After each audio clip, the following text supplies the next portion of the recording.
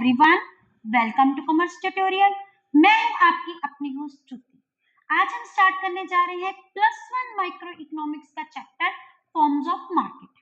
Market तो हमें पता है, ये एक क्या होती है, प्लेस होती है जिसमें हमारे जो बायर और जो हमारे सेलर होते हैं वो एक दूसरे के साथ क्या होते हैं, मीट करते हैं to exchange of goods and services, ताकि वो गुड्स का और सर्विसेज का क्या कर सके, एक्सचेंज कर सके फॉर द वर्थ मनी।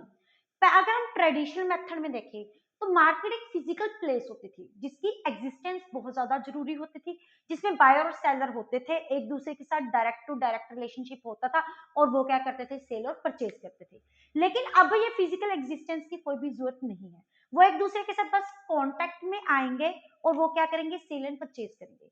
जैसे कि आजकल नॉर्मल इरा स्टार्ट डाउन हो चुका है ऑनलाइन सिस्टम का भी, ऑनलाइन ट्रांसफर, ऑनलाइन शॉपिंग का, जिसमें बायर एंड सेलर एक दूसरे से मीट तो करते हैं through various method, like telephone हो गया, व्हाट्सएप हो गया, थ्रू द फैक्स हो गया, थ्रू द इंटरनेट हो गया। ये this is knowns to be the market. लेकिन जो भी हम हमारे शॉपिंग कॉम्प्लेक्स होते हैं वो मार्केट प्लेस के अंडर लाइबल नहीं होते, उनको इनमें इन्वॉल्व नहीं किया जाता। नेक्स्ट हमारा टॉपिक है टाइप्स ऑफ मार्केट। हमारी इकोनॉमी में most probably 2 types of market होती है। फर्स्ट हमारा perfect competition. Perfect competition already हम वैसे इसका जो basic review under the chapter revenue देख चुके हैं। ये वो मार्केट होती है जिसमें क्या होती है, लार्ज नंबर ऑफ बायर्स होते हैं और लार्ज नंबर में क्या होते हैं, सेलर होते हैं। और वो कौन सा प्रोडक्ट सेल करते हैं, होमोजीनियस प्रोडक्ट। होमोजीनियस प्रोडक्ट का मतलब सेम प्रोडक्ट, प्रोडक्ट में कोई भी डिफरेंस नहीं होता ना, उनका colour, shape, quantity, quality, everything क्या होता है, सेम होता है। जितने भी बायर होते हैं, अब वो किसी भी शॉप पे चले जाए पूरी मार्केट में, उनको एक ही तरह का प्रोडक्ट मिलेगा और जो प्राइस भी इवन क्या होगी, वो कांस्टेंट होगी। कोई भी सेलर अपनी तरफ से इस प्राइस को इन्फ्लुएंस नहीं कर सकता, ना ही प्राइस को इंक्रीज कर सकता है, ना ही प्राइस को क्या कर सकता है, डिक्रीज कर सकता है। ये तो हमारा है ओवरव्यू छोटा सा, क्या होता है परफेक्ट कंपटीशन। जो हमारे सिलेबस में भी क्या है, परफेक्ट कंपटीशन भी लाइबल है। लेकिन एक छोटा सा ओवरव्यू लेते हैं इम्परफेक्ट कंपटीशन का भी। जो परफेक्ट कंपटीशन होती है ये एक तरह की क्या होती है, आइडल सिचुएशन होती है, जो कि हमारी एक्चुअलिटी में, रियलिटी में एग्जिस्ट नहीं करती। ऐसी मार्केट, अब कंज्यूमर क्या है, किंग है। कंज्यूमर को क्या चाहिए, सेटिस्फेक्शन के लिए नंबर ऑफ वैरायटीज। क्या कंज्यूमर एक ही टाइप ऑफ प्रोडक्ट मिलने के बाद क्या सेटिस्फाई हो सकता है, नहीं हो सकता। उसको क्या चाहिए, वैरायटीज। हर चीज में उसको, फैशन, डिमांड में, हर चीज में क्या चाहिए, वैरायटी। तो वो क्या है इम्परफेक्ट कंपटीशन के अंदर। इम्परफेक्ट कंपटीशन में फर्स्ट क्या जाती है, मोनोपोली। मोनोपोली का जर्नल सेंस में मतलब क्या होता है, पावर। वो क्या, वो वो इकोनॉमी, वो मार्केट जिसमें हमारा एक ही क्या होता है, सेलर होता है, और सेलर की पूरी मार्केट में क्या होती है, मोनोपोली होती है। और उसमें क्या होती है, लार्ज नंबर ऑफ क्या हो जाते हैं, बायर्स हो जाते हैं। अब जब होता है मोनोपोली, वो अपने जो कंज्यूमर से, अपने बायर से कितनी भी मर्जी प्राइस चार्ज कर सकता है, क्योंकि उसके रिगार्डिंग मार्केट में कोई भी अवेलेबल नहीं है। अगर इसकी हम एक एग्जांपल देखें तो इसकी एग्जांपल हमारी क्या है, हमारा रेलवे डिपार्टमेंट। अब जो रेलवे डिपार्टमेंट है, यही एक डिपार्टमेंट है जो किसके अंडर है, हमारी गवर्नमेंट अंडरटेकिंग के अंडर है। और वो क्या है, चिपेस्ट भी माना उसको जाता है, लेकिन उसकी पूरी इकोनॉमी में क्या है, मोनोपोली है। क्योंकि वो अकेला है जो गवर्नमेंट के अंडर है, वो जितने भी फेयर जो गवर्नमेंट फिक्स करती है चार्जेस, उसी को वो क्या करने पड़ते हैं, पे करने पड़ते हैं। नेक्स्ट है मोनोपोलिस्टिक। मोनोपोलिस्टिक कंपटीशन वो होता है जिसमें क्या होता है, लार्ज नंबर ऑफ हमारे बायर होते हैं और लार्ज ही नंबर ऑफ क्या होते हैं, सेल होते हैं। और जो प्रोडक्ट वो सेल करते हैं वो क्या होते हैं, डिफरेंट होते हैं, प्लस क्लोज सब्स्टिट्यूट। मतलब अलग अलग तो होते हैं, लेकिन जो एक दूसरे के साथ लगते हैं, मिलते जुलते हैं।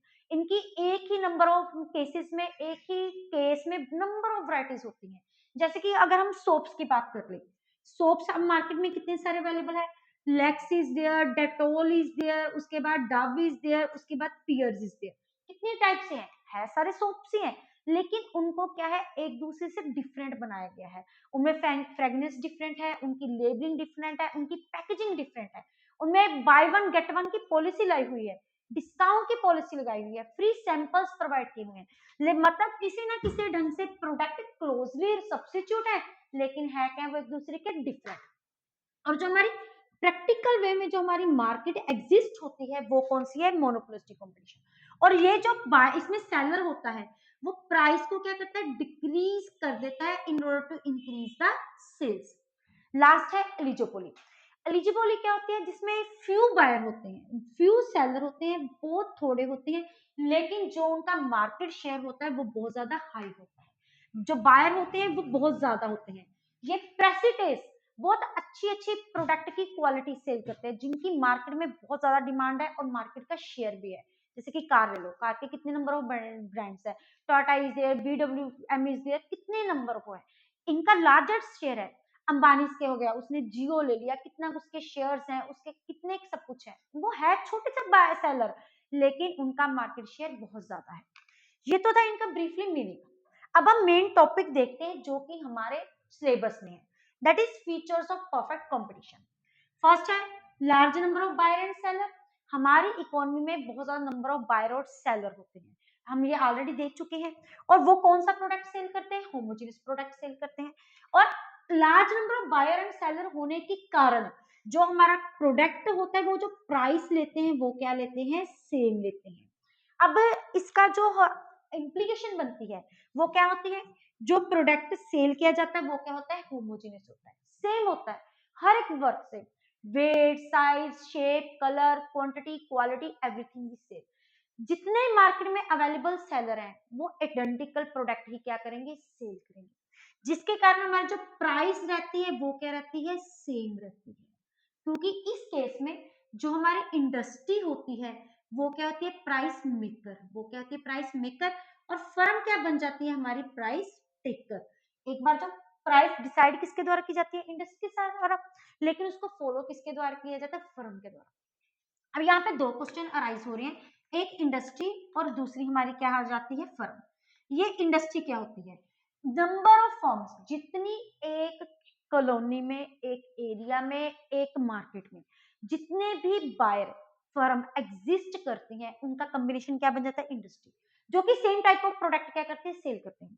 जैसे कि एक हमारी लोकल मार्केट है, उस मार्केट में जो हमारे शू की कितनी शॉप्स है, 3, तो फर्म कितनी होगी, डिफरेंट डिफरेंट 3, अकेली अकेली की वो शॉप्स क्या कहलाएंगी, फर्म, लेकिन उनका जो कॉम्बिनेशन है 3 फर्म्स का वो क्या बन जाता है, इंडस्ट्री। और जो इंडस्ट्री इसमें प्राइस सेलेक्ट करती है वो किसकी तरफ से करती है, मार्केट फोर्सेस की हेल्प से, जो हमारे क्या है, डिमांड एंड सप्लाई। जैसे कि हम ये देखते हैं, ये किसको डिनोट कर रहे हैं, पूरी एंड पूरी इंडस्ट्री को। नीचे हमारी क्या आती है, आउटपुट, जिसमें क्या आती है, demand and supply. X axis में हमारी क्या जाती है, प्राइस। जो हमारी सप्लाई कर्व है वो कौन सी स्लोप होती है, अपवर्ड स्लोप। जो हमारी डिमांड स्लोप होती है वो क्या होती है, डाउनवर्ड स्लोप। जहां पे ये दोनों आपस में इंटरसेक्ट करते हैं वो क्या बन जाती है, हमारी प्राइस। अब ये इंडस्ट्री प्राइस सिलेक्ट करती है, उसके बाद जो सेम प्राइस है ये सारी की सारी फर्म क्या करती है, टेक ओवर कर सकती है।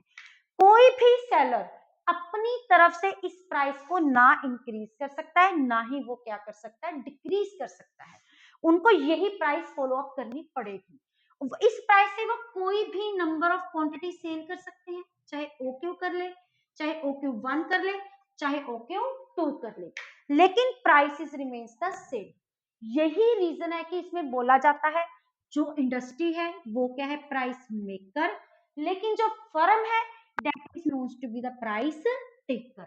और यही चीज हम किसमें देख चुके हैं, थ्योरी ऑफ डिमांड में, कि इस केस में हमारी इलेक्ट्रिसिटी ऑफ डिमांड किसके इक्वल हो जाती है, इन्फिनिटी के इक्वल हो जाती है। तभी इसको एक हॉरिजॉन्टल लाइन के द्वारा शो किया जाता है, that is parallel to X axis. Next हमारी परफेक्ट नॉलेज।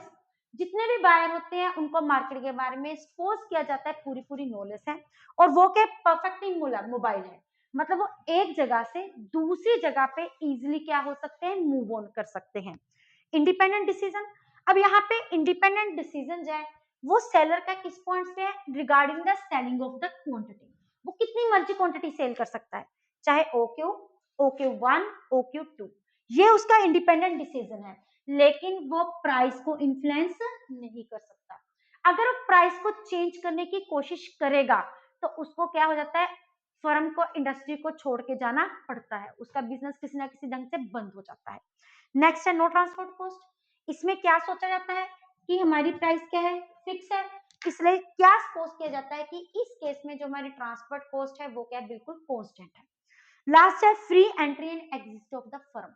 इंडस्ट्री में कोई भी फर्म जब मर्जी अपने बिजनेस को छोड़ के जा सकती है, कोई भी फर्म नवी जो नहीं है वो इंडस्ट्री को ज्वाइन कर सकती है। रीजन ये उनका कोई भी रिस्ट्रिक्शन नहीं होती regarding the entry and exit of the firm. ये थे हमारे इंपॉर्टेंट फीचर। इसी के साथ हमारा चैप्टर कंप्लीट होता है। अगर आप इनका स्क्रीनशॉट लेना चाहते हैं तो ले सकते हैं। वीडियो अच्छी लगे इसको लाइक करें, ज्यादा से ज्यादा शेयर करें, चैनल को सब्सक्राइब करना ना भूलें। Thank you, have a nice day.